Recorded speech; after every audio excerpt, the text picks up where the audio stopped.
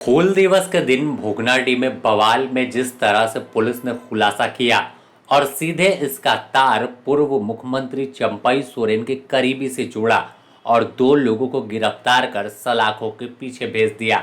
इस पर भाजपा ने सवाल उठाया है और साफ तौर पर कहा कि पूर्व में ही हमारे भाजपा प्रदेश अध्यक्ष बाबूलाल मरांडी ने अंदेशा जताया था कि झारखंड पुलिस भाजपा नेताओं पर फंसा सकती है, किसी आरोप में कार्रवाई कर सकती है। उसी का नतीजा यह है कि पूर्व मुख्यमंत्री चंपई सोरेन के करीबी को गिरफ्तार कर अब आरोप लगाया जा रहा है।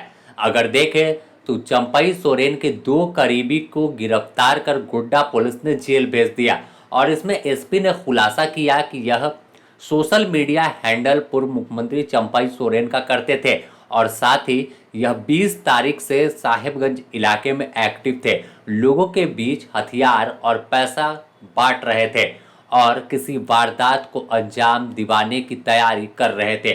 इसकी सूचना पूर्व में मिली थी, जिसके बाद साहेबगंज पुलिस की ओर से बताया गया कि 30 तारीख को जो हंगामा हुआ, जो नोक झोंक हुए, उससे प्लांट करने वाले लोग गोड्डा की ओर भागे हैं और इसी कड़ी में पुलिस ने टीम बनाकर कार्रवाई की और 2 लोगों को गिरफ्तार कर जेल भेज दिया। पूरे मामले पर भाजपा के प्रदेश प्रवक्ता अजय शाह ने सवाल उठाया और कहा कि पहले ही अंदेशा जताया गया था कि इस तरह से झारखंड पुलिस सरकार के इशारे पर कार्रवाई कर सकती है और किसी को भी फंसा सकती है। इसी का नतीजा है। देखिए, झारखंड सरकार में, हेमंत सोरेन सरकार में जब भी सरकार के खिलाफ कोई आंदोलन करता है, संघर्ष करता है, तो कहीं ना कहीं ये भाजपा से उसको लिंक करती है।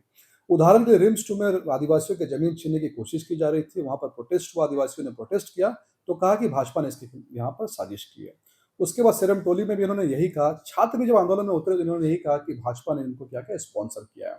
और वापस से भोगनाडीह में यही देखा जा रहा है, कहीं ना कहीं आदिवासियों के मन में जो गुस्सा है, रोष है, उबाल है, उसका ठीकरा, अपने सरकार का ठीकरा जो है, ये भाजपा पर फोड़ने की कोशिश कर रहे हैं। और दूसरी बात, जिनकी अभी गिरफ्तारी हुई है, कानून अपना काम करे, कानूनी अपनी प्रक्रिया से चले, हम कानून का साथ के साथ हैं। लेकिन यहाँ पर एक और भी बात है कि हमारे प्रदेश अध्यक्ष बाबूलाल मरांडी जी ने कुछ समय पहले एक प्रेस कॉन्फ्रेंस किया था और उस प्रेस कॉन्फ्रेंस में बाबूलाल मरांडी जी ने कहा कि कहीं ना कहीं डीजीपी के द्वारा जो है सरकार में एक बहुत बड़ी साजिश रची जा रही है, जहाँ पर भाजपा के नेताओं को निशाना बनाया जा सकता है, भाजपा के नेताओं को झूठे केस पर फंसाया जा सकता है। तो हो सकता है कि ये जो घटना हुई है, ये कहीं ना कहीं चंपई सोरेन जी को फंसाने के लिए या फिर चंपई सोरेन जी के नाम को बदनाम करने की कोई साजिश है। यानी हमारा स्टैंड बिल्कुल क्लियर है, भाजपा साजिश नहीं करती है, साजिश हेमंत सोरेन सरकार करती है और बहुत जल्द इसका जो है पर्दाफाश होकर। वहीं इस पर झारखंड मुक्ति मोर्चा के नेता का कहना है कि भाजपा के लोग षड्यंत्र रचते हैं और इसका अंदेशा हमने पहले ही जताया था। जिस तरह से भोगनाडीह में बवाल हुआ था, यह एक प्लांट तरीके से किया गया था। अब इसकी परत पुलिसिया जांच में खुल रही है। जुड़े हुए हैं, नहीं जुड़े हुए हैं, इसकी जानकारी तो नहीं है, लेकिन इतना पता है कि भाजपा से जुड़े हुए लोग हैं और पूरी तरह से, मैंने कल भी बोला था कि इस तरह के उकसावेपूर्ण कार्रवाई एक संगठन को आगे करके उसके पीछे छुपकर भाजपा के लोग इस तरह की हरकत करते हैं। आपने यहाँ सिरम टोली फ्लाईओवर में देखा होगा, एक संगठन को आगे करके भाजपा के लोग कैसे विरोध करते थे, किस स्तर पर विरोध करते थे।